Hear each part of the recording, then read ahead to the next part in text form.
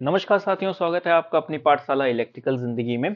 साथियों, आज की इस वीडियो का सब्जेक्ट रहने वाला है electrical machine first. Electrical machine first में आज की इस वीडियो में हम लोग डिस्कशन करेंगे यूनिट फर्स्ट के बारे में, जिसमें पार्ट फर्स्ट को आज के इस वीडियो में कवर किया जाएगा। पार्ट फर्स्ट में जो भी हमारे long type question and answers रहेंगे आज के इस वीडियो में, उनके पर हम लोग डिस्कशन करेंगे। ये long type question and answer आपके 7 मार्क्स के आपके एग्जाम में पूछ लिए जाते हैं, इसलिए बहुत ज्यादा इंपॉर्टेंट है। बिल्कुल वीडियो को एंड तक की देखिएगा। वीडियो कैसी लगती है आप मेरे को कमेंट करके बता सकते हो। तो चलो अभी हम लोग समझ लेते हैं कि वे कौन से क्वेश्चन हैं जो कि हमारे लिए इंपॉर्टेंट हैं और 7 मार्क्स में हमारे एग्जाम में पूछे जा सकते हैं। तो यहाँ पे आप देखोगे कि दो क्वेश्चंस मैंने यहाँ पे लिखे हुए हैं जो कि हमारे इस पार्ट में इंपॉर्टेंट देखने को मिलते हैं और ये हमारे एग्जाम में रेगुलरली पूछे जाते हैं। जिसमें पहला क्वेश्चन आपसे पूछा जा सकता है कि write short notes on a following diamagnetic, paramagnetic, ferromagnetic, anti ferromagnetic, ferrimagnetic. मतलब कि जो भी आपका मैग्नेटिक मटेरियल्स होते हैं उनकी प्रॉपर्टीज के बारे में आपसे शॉर्ट नोट्स में आपसे पूछा जा सकता है, आपको आंसर करना होगा। सेकंड आपका इंपॉर्टेंट क्वेश्चन आपका यहाँ पे बनता है, draw the BH curve for a ferromagnetic material and identify the retentivity and the corrosive field on the curve. ठीक है, तो मतलब BH कर्व ड्रॉ करने के लिए बोल सकते हैं, साथ में रिटेंटिविटी एंड कॉरसिव फील्ड आप उसको बना के बारे में भी आपसे पूछ सकता है। ठीक है, तो ये दो इंपॉर्टेंट क्वेश्चन हैं जो कि आपके एग्जाम में अगेन एंड अगेन आपसे पूछे जा रहे हैं, तो आप इन क्वेश्चंस के आंसर को समझ के जाएंगे। ठीक है, अच्छा यहाँ पे इन क्वेश्चन के आंसर को समझाने के लिए मैंने एक हैक यूज किया हुआ है। हैक ये है कि इन दोनों ही क्वेश्चंस के आंसर को मैं कंबाइंड आंसर एक आपको देने वाला हूँ। कंबाइंड आंसर आपको देने का फायदा ये होगा कि अगर आपसे पहला क्वेश्चन भी पूछा जाता है तो भी आप वही आंसर दे के आओगे, सेकंड क्वेश्चन भी पूछा जाता है तो भी आप वही आंसर सेम आंसर दे के आओगे। इससे आपको ऊपर जो लर्निंग का बर्डन होता है वो उतना ज्यादा नहीं बनता है। ठीक है, तो आप दोनों ही क्वेश्चन के लिए एक आंसर आप याद करेंगे और दोनों क्वेश्चन के लिए आप उस सेम आंसर को आप लिख करके। क्लियर हो गया सारी चीजें? तो चलिए अभी हम लोग अपने वीडियो के तरफ में बढ़ते हैं। अच्छा साथियों, मैं आपको बताऊं कि वीडियो बनाते समय मैं कुछ फीचर्स को ध्यान में रखता हूं जिसमें आपका फायदा होता है। उन सभी फीचर्स में सबसे ज्यादा आपके लिए बेनिफिट रहने वाला है नोट्स का फीचर्स। मतलब कि जो भी मैं आपके साथ में वीडियोस के थ्रू शेयर कर रहा हूं उसको आप एक्सप्लेनेशन या फिर लर्निंग पर्पज से आप उसको देख सकते हो, पर रिवीजन पर्पज के लिए बार बार वीडियोस को देख पाना उतना पॉसिबिलिटी नहीं होती। इसके लिए आप क्या कर सकते हो, हमारे नोट्स को फ्री ऑफ कॉस्ट डाउनलोड कर सकते हो या फिर हमारी वेबसाइट पर जाकर के फ्री नोट्स आप पा सकते हो। इसके लिए आपको क्या करना पड़ेगा, हमारी वेबसाइट इलेक्ट्रिकल जिंदगी पे आप जाओगे, गूगल पर सर्च करना या फिर डिस्क्रिप्शन में आपको लिंक दे दूंगा इलेक्ट्रिकल जिंदगी का। ठीक है, वहां पे आप जाओगे, वहां पे आपको डिजी नोट्स का एक ऑप्शन मिलेगा, इस तरीके से डिजी नोट्स का ऑप्शन मिलेगा। यहाँ पे आप जाओगे, यहाँ से आप क्या करोगे, इस नोट्स को इजिली डाउनलोड कर सकते हो अपने फोन में या फिर आप इसको एग्जाम टाइम पे भी रिवाइज कर सकते हो। साथियों, साथ में आपको बताना चाहूँ कि जो भी मैं आपके साथ में यहाँ पे कंटेंट शेयर कर रहा हूँ वो इंग्लिश लैंग्वेज में मैं आपके साथ में शेयर कर रहा हूँ। इंग्लिश लैंग्वेज का मतलब ये है कि जो भी हमारी daily day to day life में हम लोग लैंग्वेज का यूज करते हैं उसी लैंग्वेज में मैं आपके साथ में यहाँ पे कंटेंट को शेयर करने वाला हूँ, जिससे समझना और उसे रिलेट करना थोड़ा सा आसान बन जाता है। बाकी अगर आपको कंटेंट इंग्लिश लैंग्वेज में भी चाहिए होगा, आप मेरे को कमेंट कर देना, सेम कंटेंट को मैं इंग्लिश लैंग्वेज में भी कन्वर्ट करके अपनी वेबसाइट में डाल दूंगा, तो वहां से आप उसको भी कंज्यूम कर सकते हो। क्लियर? तो ये थोड़ी सी हमारी इंफॉर्मेशन जो कि मैंने आपके साथ में शेयर करी। अभी उन दोनों क्वेश्चंस को हम लोग एक कंबाइंड आंसर में देखेंगे। तो कंबाइंड आंसर में देखने से पहले हम लोग समझ लेते हैं कि हमारा टेबल ऑफ कंटेंट क्या रहने वाला है, मतलब सीक्वेंस क्या रहने वाला है, किस तरीके से हम लोग अपने आंसर को टेकल करने वाले हैं। तो सबसे पहला हमारा सीक्वेंस रहेगा कि हम अपने आंसर में बेसिक इंट्रोडक्शन को देखेंगे कि किस तरीके से हमारा मैग्नेटिक मटेरियल फॉर्म होता है और किस तरीके से हमारे वो पिक्चर में आता है, हमारी लाइफ में वो मैग्नेटिक मटेरियल आता है, क्यों हमारे लिए वो इंपॉर्टेंट बनता है। फिर उसकी प्रॉपर्टीज जैसे कि फिर उसके बाद में हम लोग इंपॉर्टेंट फॉर्मूला देखेंगे और उसकी प्रॉपर्टीज देखेंगे, ferromagnetic material, paramagnetic material, diamagnetic material, anti ferromagnetic material, ferri magnetic materials के बारे में डिस्कशन करेंगे। और उसी के बाद में हम लोग BH curve of ferromagnetic material के बारे में समझेंगे। यहीं पे हम लोग रिटेंटिविटी एंड कोरोसिव फील्ड के बारे में समझेंगे। और इतनी सारी चीजों को कवर करने के बाद में हम लोग एक क्विक समरी पॉइंट देखेंगे कि किस तरीके से आप जब एग्जाम हॉल पे जाने से पहले आप क्वेश्चन को जो रिवाइज करते हो उसके लिए एक क्विक समरी पॉइंट भी मैं आपको दूंगा, तो आप उसे स्क्रीनशॉट लेकर के, या फिर आपको मैंने बता दिया किस तरीके से आप इस पीडीएफ को डाउनलोड कर सकते हो, या फिर आप हमारी वेबसाइट से कैसे जा करके देख सकते हो। तो वो कुछ समरी पॉइंट आपके एग्जाम में जाने से पहले आपके लिए हेल्पफुल रहेगा, और साथ में हम लोग एग्जाम में किस तरीके से स्ट्रेटजी फॉलो करनी है उसको भी हम लोग डिस्कशन करने वाले हैं। तो वीडियो बहुत ज्यादा इंपॉर्टेंट है, एक ही वीडियो में इतना सारा कंटेंट मिल रहा है। एंड तक की देखिएगा, वीडियो कैसी लगती है आप मेरे को कमेंट करके बता सकते हो। तो चलिए अभी मेन हम अपने कंटेंट की तरफ मूव करते हैं। सबसे पहले समझते हैं बेसिक इंट्रोडक्शन। बेसिक इंट्रोडक्शन में देखते हैं कि मैग्नेटिक मटेरियल होता क्या है। साथियों, मैग्नेटिक मटेरियल वो मटेरियल होते हैं जो कि मैग्नेटिक फील्ड के इफेक्ट में आकर के मैग्नेटाइज हो जाते हैं। मतलब कि अगर हमने किसी मटेरियल को, सपोज ये हमारा मटेरियल है, इस मटेरियल को अगर हमने इस मैग्नेटिक फील्ड में अगर हमने इसको रखा, तो ऐसी कंडीशन में अगर ये मटेरियल हमारा मैग्नेटाइज हो गया, तो ये हमारा किस में आएगा, मैग्नेटिक मटेरियल की कैटेगरी में आएगा। क्लियर हो गया, मैग्नेटिक मटेरियल। अब ये जो मटेरियल होते हैं ये हमारे डे टू डे लाइफ में, मतलब इंजीनियरिंग फील्ड में काफी ज्यादा इंपॉर्टेंट रोल प्ले करते हैं। मतलब कि ये क्या कर होते हैं कि इलेक्ट्रिकल मशीन्स में इनका हम लोग यूज कहाँ पे करते हैं, इलेक्ट्रिकल मशीन्स में, जैसे कि ट्रांसफार्मर, मोटर, जनरेटर में हम लोग इनका कोर बनाने के लिए हम लोग क्या करते हैं, इनका यूज किया जाता है। इसलिए इनको समझना, इनकी प्रॉपर्टीज को समझना बहुत ज्यादा हमारे लिए इंपॉर्टेंट हो जाता है। अच्छा साथियों, ये आपको बताऊं कि जो भी मैं यहाँ पे आपके साथ में हेडलाइंस को शेयर कर रहा हूँ, सेम एज इट इज आपको हेडलाइन अपने आंसर पे भी लिखनी है, और इसी तरीके से आपको उसे एक्सप्लेन करना है। आप अपनी लैंग्वेज में भी एक्सप्लेन कर सकते हो, बाकी अगर आपको इंग्लिश में चाहिए आप मेरे को कमेंट करना, इंग्लिश वर्जन आपको मैं यही सेम चीजें इंग्लिश वर्जन में भी प्रोवाइड कर दूंगा अपनी वेबसाइट पे, वहां से आप जा करके उसे पढ़ सकते हो। ठीक है, तो यहाँ पे बेसिक इंट्रोडक्शन में पहला पैराग्राफ हमने समझ लिया। देन दूसरा हमारे पास में आता है कि जब किसी मटेरियल पर मैग्नेटिक फील्ड लगाई जाती है तो उसमें मैग्नेटिज्म आ जाता है। अब ये जो मैग्नेटिज्म आता है, मैग्नेटिक फ्लक्स डेंसिटी जो होती है वो जो डेवलप हो जाती है, उन दोनों के बीच में जो हम रिलेशन देखते हैं वो हम समझते हैं बीएच कर्व के थ्रू। अच्छा, यहाँ पे समझना थोड़ा सा कि जैसे हमने अगर इस मटेरियल को मैग्नेटिक फील्ड में रखा, तो इस मैग्नेटिक फील्ड की वजह से इस मटेरियल में क्या हो गया, मैग्नेटिज्म हमारा आ गया। ठीक है, अब इन दोनों के रिलेशनशिप को समझने के लिए हम लोग क्या करते हैं, बीएच कर्व को समझते हैं। अच्छा, ये इन दोनों का रिलेशनशिप जो है वो हम दो तरीके से समझ सकते हैं। एक होता है मैथमेटिकली रिलेशनशिप समझना, एक होता है ग्राफिकली रिलेशनशिप को समझना। तो मैथमेटिकली रिलेशनशिप को समझने के लिए हम लोग इस फॉर्मूले का यूज करते हैं, बाकी ग्राफिकल रिलेशनशिप को समझने के लिए हम लोग क्या करते हैं, बीएच कर्व का यूज करते हैं। ठीक है, तो बीएच कर्व क्या करता है, बीएच कर्व हमें बताता है कि मटेरियल कितनी जल्दी मैग्नेटाइज होता है, मैग्नेटिज्म को रिमूव करने के लिए कितनी फील्ड चाहिए, और एनर्जी किस तरीके से लॉस होती है। इन सारी इंफॉर्मेशन को हम लोग कहाँ से गैदर करते हैं, बीएच कर्व से गैदर करते हैं। बाकी मैग्नेटिक रिलेशनशिप हम लोग इस फॉर्मूले से भी देखते हैं, इस फॉर्मूले पे भी आते हैं।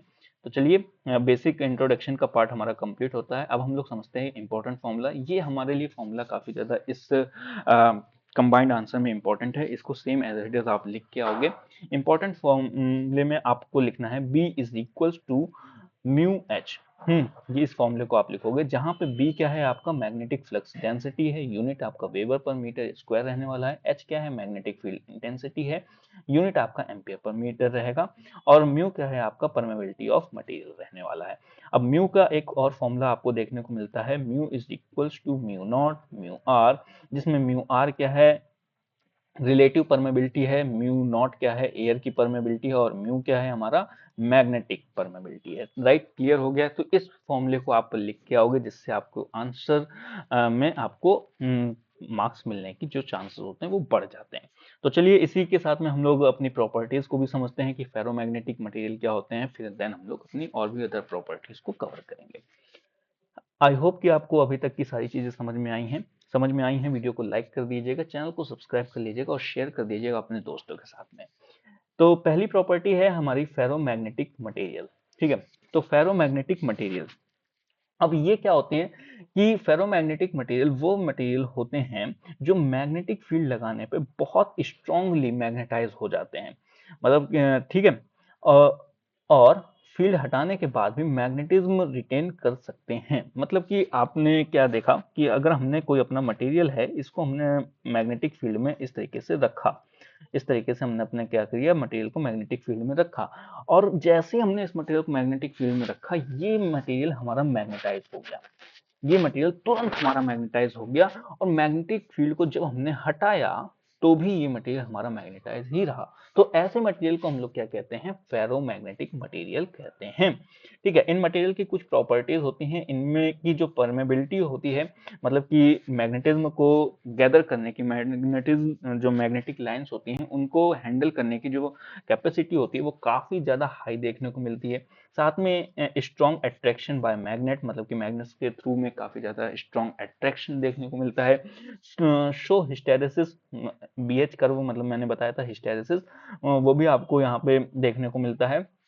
रिटेन मैग्नेटिज्म, मतलब कि ये मैग्नेटिज्म को क्या करते हैं, रिटेन करते हैं, अपने अंदर धारण करके रखते हैं। क्लियर हो गया।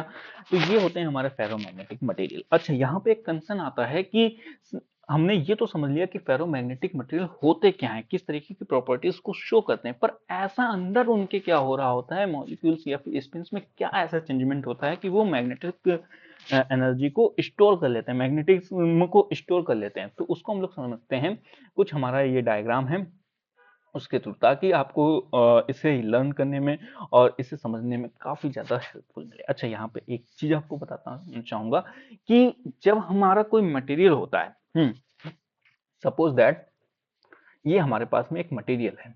क्लियर, ये हमारे पास में मटेरियल है।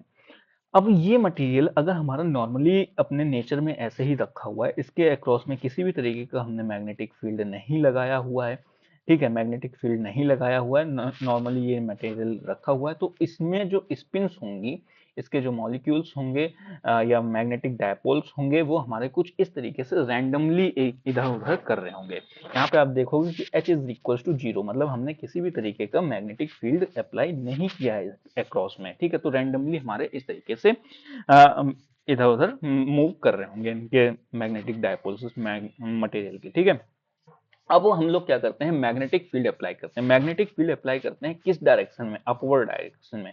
इस तरीके से हमने क्या किया, मैग्नेटिक फील्ड को अप्लाई किया। अब देखो यहाँ पे चेंजमेंट क्या आता है। अगर हमारा मटेरियल फेरोमैग्नेटिक मटेरियल है, फेरोमैग्नेटिक मैंने अभी बताया कि फेरोमैग्नेटिक मटेरियल की क्या प्रॉपर्टी होगी, जैसे ही हम मैग्नेटिक फील्ड को लगाएंगे तुरंत ये हाईली मैग्नेटाइज हो जाएंगे।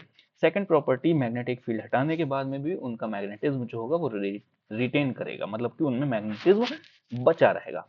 अब क्या करते हैं हम लोग, जैसे हमने मैग्नेटिक फील्ड को लगाया अपवर्ड डायरेक्शन में, तो जो हमारा फेरोमैग्नेटिक मटेरियल्स में जो हमारे मैग्नेटिक डायपोल्स होंगे या स्पिन्स होंगे, वो हमारे उसी डायरेक्शन में क्या हो जाएंगे, अलाइन हो जाएंगे, सारे के सारे स्ट्रेट आर्मी की तरह बिल्कुल अलाइन हो जाएंगे। ठीक है, किसी भी तरीके से गड़बड़ घोटाला नहीं होगा। इस तरीके से आप देखोगे कि अलाइन हो जाएंगे। अब हमने क्या किया, मैग्नेटिक फील्ड को हटा दिया तो भी हमारे वो उसी डायरेक्शन में अलाइन रहेंगे। जैसे आर्मी आप देखते हो ना, कि आर्मी का जब सोल्जर आता है, मतलब कि आर्मी का जो हेड होता है, वो कोई हमारा ऑर्डर देता है तो वो तुरंत उस ऑर्डर को फॉलो करते हैं, और अगर वो ऑर्डर को उस देने के बाद में चला भी गया वहां से, वो उसी ऑर्डर पे ही रहते हैं। तो सेम हमारा फेरोमैग्नेटिक मटेरियल भी होता है, ये हमारी इंडियन आर्मी की तरह होते हैं। ठीक है, अब यहाँ पे समझते हैं डायामैग्नेटिक मटेरियल्स क्या हमारी प्रॉपर्टी को परफॉर्म करते हैं। जैसे ही हम लोग इनके अक्रॉस में मैग्नेटिक फील्ड को लगाते हैं, इनके जो मैग्नेटिक डायपोल्स होते हैं वो हमारे अपोजिट डायरेक्शन में अलाइन हो जाते हैं। यहाँ पे उसी डायरेक्शन में अलाइन थे, ये क्या हो जाते हैं, अपोजिट डायरेक्शन में अलाइन हो जाते हैं। तो इसकी वजह से ये जो इनका टोटल मैग्नेटिज्म बनता है, वो हमारे जो आउटर या एक्सटर्नल मैग्नेटिज्म होता है उसको क्या करता है, अपोज करने लग जाता है। क्लियर। तो डायामैग्नेटिज्म में ये हमारे अंदर फंक्शनैलिटी होती है। पैरामैग्नेटिक मटेरियल की अगर हम बात करें, तो पैरामैग्नेटिक मटेरियल में भी क्या होता है कि वो सारे जो फोर्सेस होती हैं या फिर मैग्नेटिक डायपोल्स होते हैं मटेरियल के, वो सारे ही मैग्नेटिक डायपोल्स हमारे मैग्नेटिक एक्सटर्नल मैग्नेटिक फील्ड की लाइन पे क्या हो जाते हैं, अलाइन हो जाते हैं। इस तरीके से अपवर्ड की तरफ अलाइन हो जाते हैं। पर यहाँ पे थोड़ा सा एक आपको बेसिक सा डिफरेंस देखने को मिलेगा। ये सारे मैग्नेटिक जो डायपोल्स थे या फिर स्पिन्स थी, ये बिल्कुल स्ट्रेट अलाइन हुए हैं और बिल्कुल भी एक दूसरे से गैप जो है वो सारा इक्वल है। लेकिन यहाँ पे आप देखोगे कुछ ना कुछ आपका गैप जो है वो बना हुआ है। यहाँ पे आप देखोगे थोड़ा सा ये टिल्ड है, यहाँ पे थोड़ा सा ये साइड है। इस तरीके से आप देखोगे कि अलग अलग तरीके के, फुल्ली आपका फेरोमैग्नेटिक की तरह नहीं हुआ है, थोड़ा सा आपको यहाँ पे डिफरेंस देखने को मिलता है। तो यही अंतर होता है हमारा ferromagnetic, paramagnetic and diamagnetic. I hope कि आप इसे फ्यूचर में कभी भी नहीं भूलोगे और आपको बहुत अच्छे तरीके से समझ में आ गया है। अगर समझ में आया है अब तो वीडियो को लाइक करके जरूर जाइएगा। चलिए साथियों, अब समझते हैं कि हमारा फेरी मैग्नेटिक मटेरियल क्या होता है और एंटी फेरी मैग्नेटिक मटेरियल क्या होता है। एक काम करता हूँ, इनको जब मैं समझाऊंगा आपके साथ में, जब इनका हमारा ब्लॉक आएगा तब मैं आपको इनको अच्छे से समझा दूंगा। अभी ये तीनों आपके साथ में क्लियर हो गए। एग्जांपल देख लीजिएगा फेरोमैग्नेटिक मटेरियल का। आयरन, निकल, कोबाल्ट, स्टील, ये आपका क्या है, फेरोमैग्नेटिक मटेरियल होते हैं। यूज किसमें किया जाता है, ट्रांसफार्मर कोर, मोटर कोर या फिर जनरेटर में जो कोर्स होती हैं उनको बनाने के लिए इसका क्या किया जाता है, यूज किया जाता है। तो चलिए अभी समझते हैं हम लोग पैरामैग्नेटिक मटेरियल क्या होते हैं। आई होप कि आप एंजॉय कर रहे हो कंटेंट का। इंग्लिश में चाहिए तो बता दीजिएगा, मेरे को कमेंट कर दीजिएगा साथियों, ठीक है। तो इंग्लिश में भी आपको ये सेम मैं कंटेंट प्रोवाइड कर दूंगा, कोई ऐसा प्रॉब्लम नहीं है। बस आप जुड़े रहिए और आई होप कि आपको ये सारी चीजें अच्छी लगेंगी। तो अच्छे अच्छे कमेंट भी जरूर करके बताइएगा ताकि मुझे मोटिवेशन मिले और भी जल्दी जल्दी मैं आपके साथ में वीडियोस वगैरह शेयर करता रहूंगा। पैरामैग्नेटिक मटेरियल क्या होते हैं ये भी समझ लेते हैं। पैरामैग्नेटिक मटेरियल, पैरामैग्नेटिक मटेरियल की डेफिनेशन ये है कि पैरामैग्नेटिक मटेरियल वीकली मैग्नेटाइज होते हैं। मैंने बताया था कि किस क्या होते हैं कि फेरोमैग्नेटिक के मटेरियल की तरह में थोड़ा अलाइन तो होते हैं लेकिन थोड़ा सा शिफ्टेड रहते हैं। तो वीकली मैग्नेटाइज होते हैं जब मैग्नेटिक फील्ड लगती है, और फील्ड हटाते ही ये मैग्नेटिज्म जो होता है वो हमारा जीरो हो जाता है। मतलब कि फिर से ये क्या हो जाते हैं, ऐसे ही आ जाते हैं। तो ये समझ सकते हो, ये हमारी इंडियन आर्मी, ये हो गए हमारे पाकिस्तानी आर्मी। पाकिस्तानी में भी वो भी क्या है कि वो अलाइन तो होते हैं लेकिन बाद में ऑर्डर जैसे खत्म हुआ वैसे इधर उधर करने लग गए सपोज, ठीक है। तो ऐसा कुछ है, मतलब रिलेट मत करना, ठीक है। तो थोड़ा सा मैंने रिलेट करवा दिया कि हाँ ठीक है, बाकी ऐसा कोई मेरा मोटिव नहीं है, ठीक। अब यहाँ पे ये समझ सकते हैं कि इनकी प्रॉपर्टीज क्या, ये हमारी प्रॉपर्टीज शो करते हैं। प्रॉपर्टीज में ये स्मॉल पॉजिटिव परमेबिलिटी को शो करते हैं, मतलब कि इनके थ्रू जो मैग्नेटिक लाइंस होती हैं वो पास तो होती हैं लेकिन उतनी ज्यादा नहीं होती, स्मॉल पॉजिटिव होती हैं। वीक अट्रैक्शन देखने को मिलता है, नो हिस्टेरिसिस देखने को मिलता है, टेम्परेरी मैग्नेटिज्म आपको यहाँ पे देखने को मिलता है, ठीक है। तो ये इसकी पैरामैग्नेटिक मटेरियल की प्रॉपर्टीज होती हैं। आई होप कि आपको ये भी क्लियर हो गया है। नेक्स्ट देखते हैं इसका एग्जांपल्स एंड फिर देन हम लोग मूव करते हैं डायमैग्नेटिक मटेरियल पे। तो एग्जांपल क्या हो गया, एल्युमिनियम हो गया, प्लेटिनियम हो गया, मैग्नीज हो गया आपका यहाँ पे एग्जांपल में, ठीक है। थर्ड हम लोग समझते हैं डायमैग्नेटिक मटेरियल क्या होते हैं। तो डायमैग्नेटिक मटेरियल वे होते हैं जो मैग्नेटिक फील्ड का अपोजिट डायरेक्शन में मैग्नेटाइज होते हैं, ठीक है। मैंने आपको बताया था कि कुछ इस तरीके से हमारे मैग्नेट इनके जो स्पिन्स होते हैं या फिर मैग्नेटिक डायपोल्स होते हैं मटेरियल के, वो हमारे अपोजिट डायरेक्शन में अलाइन हो जाते हैं। तो ये हमारे क्या है, अपोजिट डायरेक्शन में मैग्नेटाइज हो रहे हैं, ठीक है। इसलिए ये रिपल होते हैं और मैग्नेटाइज नहीं हो पाते हैं। तो इनकी प्रॉपर्टीज क्या है, permeability less than free space, weak repulsion and no permanent magnetism, ठीक है। तो किसी भी तरीके का परमानेंट मैग्नेटिज्म ये अटेन नहीं करते हैं। क्लियर हो गया। इनका एग्जाम्पल आप देख सकते हो, जैसे कि कॉपर हो गया, बिस्मिथ हो गया, सिल्वर हो गया, गोल्ड हो गया, ये इनके एग्जाम्पल्स में आते हैं। ये हमारे क्या होते हैं, डायमैग्नेटिक मटेरियल्स की कैटेगरी में आते हैं। अब समझते हैं हम लोग एंटी फेरोमैग्नेटिक मटेरियल्स के बारे में। चलिए, एंटी फेरोमैग्नेटिक मटेरियल्स क्या होते हैं। इन मटेरियल्स में एडजस्टमेंट एटॉमिक मूवमेंट इक्वल और अपोजिट डायरेक्शन में होते हैं, इसलिए नेट मैग्नेटिज्म जीरो होता है। अब इसमें क्या आपको खेला देखने को मिलता है, जरा ये समझना क्या कह रहा है। थोड़ा सा मैं पिक्चर को साथ में इस डेफिनेशन को अलाइन करता हूँ ताकि आपको अच्छे से समझ में आए। इन मटेरियल में एडजेसेंट एटॉमिक मूवमेंट इक्वल और अपोजिट डायरेक्शन में होते हैं, इसलिए नेट मैग्नेटिज्म क्या होता है, जीरो होता है। अब यहाँ पे देखो, मैं डायमैग्नेटिज्म में भी क्या है कि जो मैग्नेटिज्म होगा वो आपका जीरो ही है, ठीक है। मतलब कि अगर आप आउटर से देखोगे तो जीरो है, लेकिन इसमें कुछ अंदर इंटरनल भी मैग्नेटिज्म होता है। मतलब कि ये एक ही डायरेक्शन में हुए ना, तो इंटरनली तो मैग्नेटिज्म आया ना इनका, टोटल मैग्नेटिज्म। लेकिन अगर मैं बात करूं कि फेरी मैग्नेटिक मटेरियल्स के बारे में, तो इनमें जो स्पिन्स होते हैं या फिर इंटरनल जो मैग्नेटिक डायपोल्स होते हैं वो हमारे अपोजिट डायरेक्शन में अलाइन हो जाते हैं। अपोजिट डायरेक्शन में अलाइन होने की वजह से ये क्या हो जाता है, यहाँ पे देखोगे कि ये इधर भाग रहा है तो ये इधर भाग रहा है, ये इधर भाग रहा है तो ये इधर भाग रहा है। अब अगर इन दोनों को आप देखोगे तो ये दोनों आपस में एक दूसरे को नलिफाई कर रहे होंगे, ठीक है। यहाँ पे ये एक दूसरे को नलिफाई कर रहे हैं, तो इस तरीके से आप देखोगे कि यहाँ पे ये जो हमारे स्पिन्स होते हैं ये अपोजिट डायरेक्शन में एक दूसरे के लगते हैं। इस वजह से जो मटेरियल होता है वो हमारा मैग्नेटाइज नहीं हो पाता और टोटल मैग्नेटिज्म या फिर नेट मैग्नेटिज्म क्या होता है, जीरो ही हमेशा रहता है, ठीक है। वेरी स्मॉल परमेबिलिटी होती है, नो स्ट्रॉन्ग मैग्नेटिज्म होता है, नो हिस्टेरिसिस आपको यहाँ पे देखने को मिलता है। एग्जाम्पल्स में आप एम देख सकते हो, यहाँ पे MnO, NiO ये आपके क्या होते हैं, एग्जाम्पल्स होते हैं। अब समझते हैं फेरी मैग्नेटिक मटेरियल्स क्या होते हैं। फेरी मैग्नेटिक मटेरियल के लिए भी मैं डेफिनेशन और यहाँ पे पिक्चर को सेम रख लेता हूँ। डेफिनेशन में क्या लिखा हुआ है कि फेरी मैग्नेटिक मटेरियल्स में एटॉमिक मूवमेंट्स अपोजिट डायरेक्शन में होते हैं पर अनइक्वल होते हैं, इसलिए नेट मैग्नेटिज्म थोड़ा सा, मतलब कि नेट मैग्नेटिज्म होता है, ठीक है। इनकी प्रॉपर्टीज क्या होती है, मॉडरेट परमेबिलिटीज इनमें अब देखने को मिलती है आपको, low losses than ferromagnetic, high retain resistivity होती है, मतलब कि जो आपका मैग्नेटिक फील्ड होती है उसको काफी ज्यादा ये रजिस्ट कर रहे होते हैं, और लो मॉडरेट या फिर आपकी परमेबिलिटी आपको देखने को मिलती है, ठीक है। इनका स्ट्रक्चर कैसा होता है कि आप यहाँ पे देखोगे कि थोड़ा थोड़ा सा यहाँ पे हमारा फेरी मैग्नेटिक मटेरियल की तरह ही होता है, लेकिन जो इसमें हमारे स्पिन्स होते हैं वो हमारे अनइक्वल होते हैं। इस वजह से हमारा थोड़ा सा मैग्नेटिज्म आपको यहाँ पे देखने को मिल जाता है। क्लियर हो गया? ओके, चलिए अभी यहाँ पे हम लोग मूव करते हैं बीएच कर्व। इनका एग्जांपल भी देख लेते हैं। फेराइट हो गई, फेराइट बिट जो होती है आपकी वो हो गई, ठीक है। अब यहाँ पे समझते हैं बीएच कर्व क्या होता है। अभी तक आपको यहाँ पे समझ में आ गया होगा कि किस तरीके से हमारा मटेरियल होता है, और मटेरियल के अक्रॉस में हमने अगर उसके मैग्नेटिक फील्ड को लगाते हैं तो मटेरियल में किस तरीके से अंदर उसके चेंजमेंट होता है और वो किस तरीके से मैग्नेटिक या फिर नॉन मैग्नेटिक मटेरियल की तरह परफॉर्म करने लग जाता है। अब इन दोनों के रिलेशनशिप को समझते हैं हम लोग बीएच कर्व से। अच्छा, बीएच कर्व से पहले हम आपको फिर से बता दें कि B is equal to mu into H, ये हमने अभी ऊपर मैथमेटिकली रिलेशनशिप समझा था।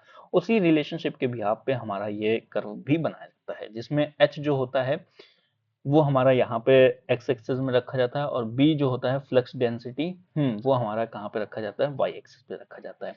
अब आप देखोगे जैसे ही हम लोग किसी मटेरियल को हम लोग क्या करते हैं, मैग्नेटिक फील्ड में हम लोग रखते हैं, तो मटेरियल के साथ मैग्नेटिक फील्ड में रखने के साथ ही मटेरियल के अंदर जो मैग्नेटिज्म होता है वो हमारा क्या होने लगता है, एकदम से बढ़ने लगता है, इस तरीके से बढ़ने लगता है।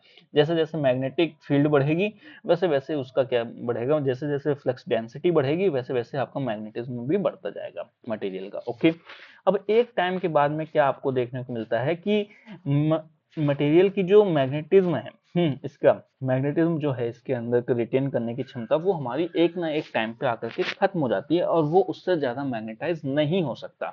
तो ऐसी कंडीशन पे आपको देखने को मिलेगा कि ग्राफ हमारा कुछ इस तरीके से परफॉर्म करता है, मतलब कि आप मैग्नेटिक फील्ड तो बढ़ाते जा रहे हो लेकिन मैग्नेटिज्म जो है, मैग्नेटिक फ्लक्स डेंसिटी आपकी नहीं बढ़ रही है उसके अंदर की, ठीक है।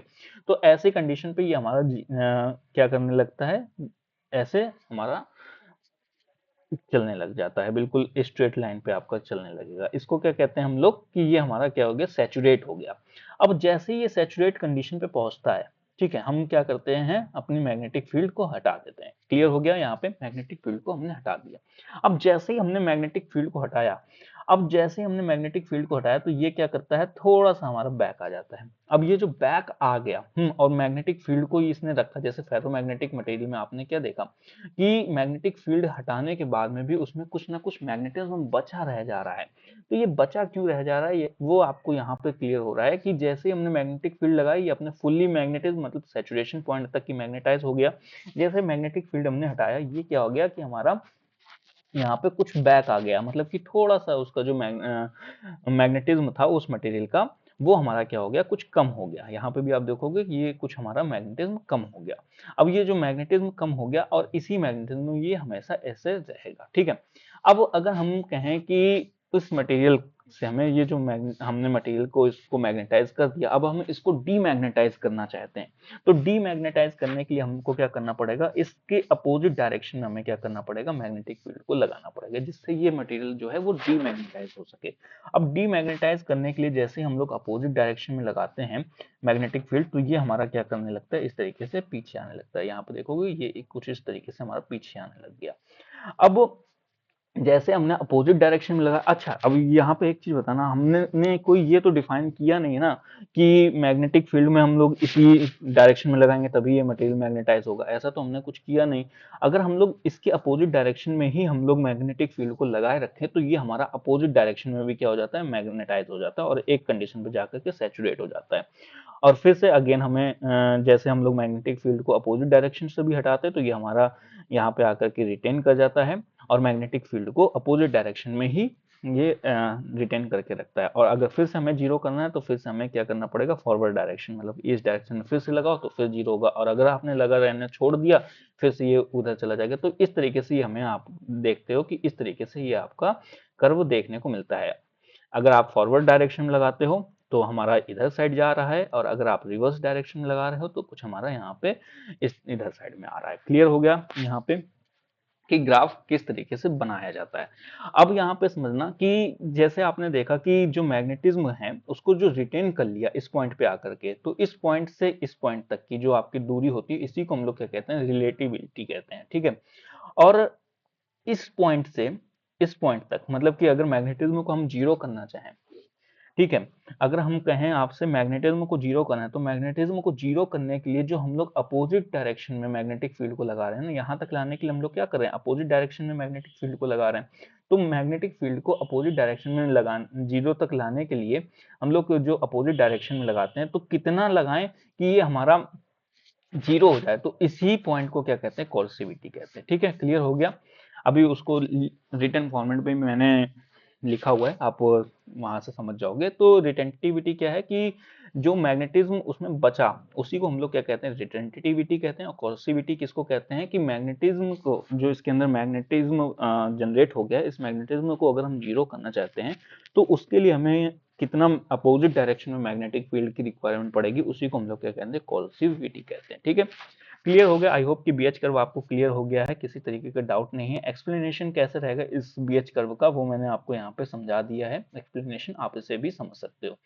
अभी यहाँ पे हम लोग समझ लेते हैं रिटेंटिविटी एंड कॉर्सिविटी। रिटेंटिविटी को हम लोग बी आर से डिनोट करते हैं और कॉर्सिविटी फील्ड को हम लोग क्या कहते हैं, एच आर एस सी से हम लोग क्या करते हैं, डिनोट करते हैं। रिटेंटिविटी क्या होती है, मैग्नेटिक फील्ड रिमूव करने के बाद जो फ्लक्स डेंसिटी बची रहती है उसके अंदर, उसी को क्या कहते हैं, रिटेंटिविटी कहते हैं। कॉर्सिव फील्ड क्या कहते हैं, reverse magnetic field required to break B बराबर जीरो, मतलब कि उसको जीरो करने के लिए हमें जो रिवर्स फील्ड लगाते हैं उसी को हम लोग क्या कहते हैं, कोर्सिव फील्ड कहते हैं। ठीक है, जितनी फील्ड की हमें जरूरत पड़ती है उसके मैग्नेटिज्म को जीरो करने के लिए उसी को हम लोग क्या कहते हैं, कोर्सिविटी कहते हैं। ठीक है, अब यहाँ पे फेरोमैग्नेटिक मटेरियल के लिए हमने जो ये कर्व समझा, इस बिहाफ पे हमें दो और फेरोमैग्नेटिक मटेरियल की कैटेगरी देखने को मिलती है। एक होती है हमारी सॉफ्ट फेरोमैग्नेटिक एंड एक होती है हमारी हार्ड फेरोमैग्नेटिक।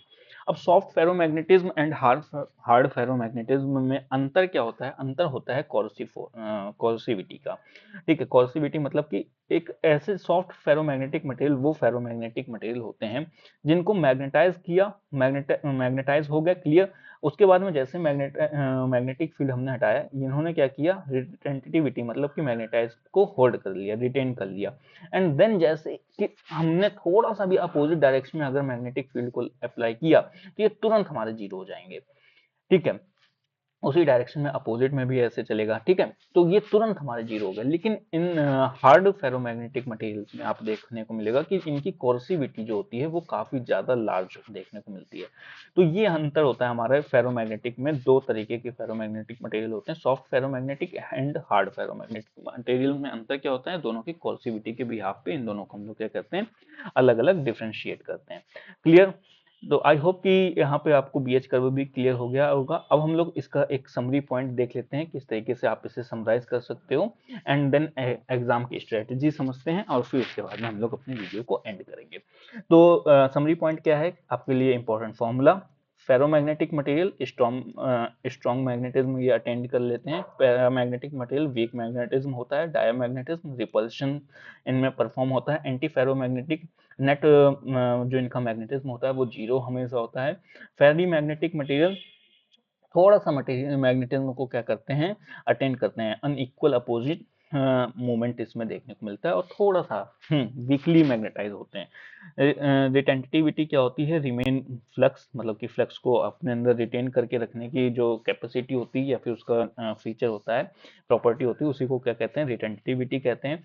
कोर्सिव फील्ड को कहते हैं अगर हम लोग बी को जीरो करना चाहते हैं, किसी मटेरियल के अंदर की मैग्नेटिज्म को अगर हम जीरो करना चाहते हैं तो उसके लिए कितना हमें अपोजिट डायरेक्शन में फील्ड को अप्लाई करना पड़ेगा, उसको हम लोग क्या कहते हैं, कोर्सिव फील्ड कहते हैं। क्लियर हो गया ये सारी चीजें। अब एग्जाम में अगर आप लिखना चाहते हो, एग्जाम में आपसे ये दोनों ही क्वेश्चन पूछते हैं, तो आपको ये सारी चीजें आपको लिखना पड़ेगा, इस सीक्वेंस में आप अपने एग्जाम में आंसर को दीजिएगा, आपको पूरे अच्छे मार्क्स आपको देखने को यहाँ पे मिलेंगे। क्लियर। बाकी अगर आपको वीडियो पसंद आती है तो आप वीडियो को लाइक करके जाइएगा, चैनल को सब्सक्राइब कर लीजिए, ऐसी और भी आपको सारी वीडियोस मिलती रहेंगी। अपने दोस्तों के साथ में जरूर शेयर करिए ताकि आपके दोस्तों को भी ऐसी चीज़ें पता चल सके। आपसे एक रिक्वेस्ट रहेगी, अगर आपको हमारा कंटेंट पसंद आता है तो इसके लिए आप हमारी कम्युनिटी को डोनेट कर सकते हो, जो भी आपके मन होता है आप उस के हिसाब से आप हमारी कम्युनिटी को डोनेट कर सकते हो। हमारी पोस्ट में आप आओगे, पोस्ट में आने के बाद में आपके सामने डोनेट का ऑप्शन आएगा, आप हमारे इस नंबर पे या फिर आप यहाँ पे हमारे इस क्यूआर पे डोनेट कर सकते हो। तो हमारी कम्युनिटी में क्या होता है कि आपको वेबसाइट्स वगैरह में काफ़ी सारे कंटेंट वगैरह को अपलोड करना या फिर होस्टिंग वगैरह के सारा चार्जेस वगैरह लगता है, तो उसके लिए अगर आप हमारी कम्युनिटी को डोनेट करते हो तो हमारी थोड़ी सी हेल्प हो जाती है। बाकी दोस्तों आई होप कि आपको समझ में आया है। दोस्तों मिलेंगे नेक्स्ट वीडियो में नेक्स्ट टॉपिक के साथ में, तब तक के लिए टेक केयर, बाय बाय।